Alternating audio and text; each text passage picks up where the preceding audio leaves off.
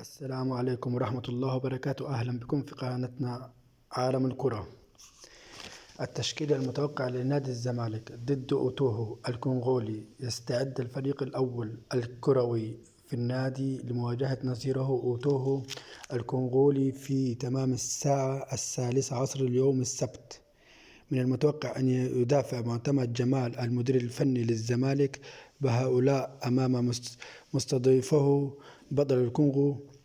ويأتي التشكيل المتوقع كالتالي: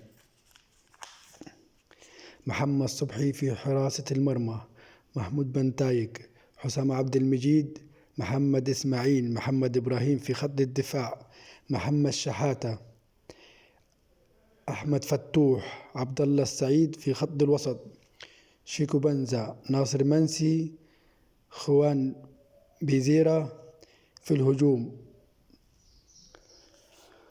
ومن المتوقع من يفوز؟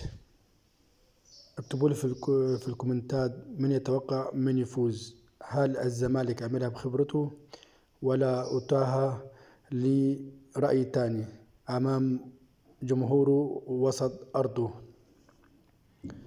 لا تنسوا الاشتراك في القناة وتفعيل زر الجرس.